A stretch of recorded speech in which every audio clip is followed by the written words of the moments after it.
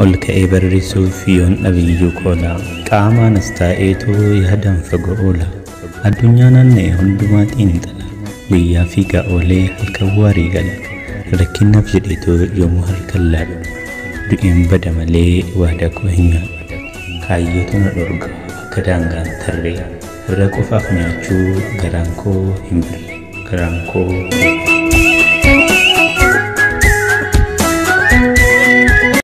ani waadaa koo hin cabsu dhugaa namaas hin dabsu sobee sobaan hin jiraadhu haqa namaatis hin nyaadhu fakkaadhee oliif gadi hin fiigu nan ijaara malee hin diigu gaarii malee hama namaaf hin yaadu guddisuu malee kuffisuu hin barbaadu jaalala malee jibba namaas hin qabu nageenya malee lolas hin lallabu adiin gurraacha jedhee gurraachaan adiin jedhu addunyaa ergisaa tanaaf miidhuus miidhamuus hin fedhu addunyaa ergisaa tanaaf miidhuus miidhamuu hin fedhu. Imalli koo itti fufaa hin dhaabbatu tasumaa kaayyoo koo galmaan gahuuf nan carraaqa hanga dhumaa kufee ka'us gatan taraa abdiin kutu yeroo maraa laga bu'ee tabbas bahaa kaayyoo koo galmaan gahaa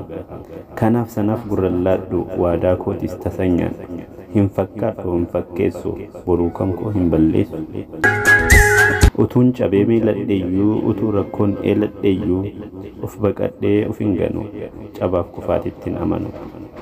gatan taree kufee ka'a galma yaadis nan ga'a uumaa kootuu na gargaara maafan jireenya koo abaara isa citee olis sufa imalli koo itti fufa isa citee olis sufa imalli koo itti fufa.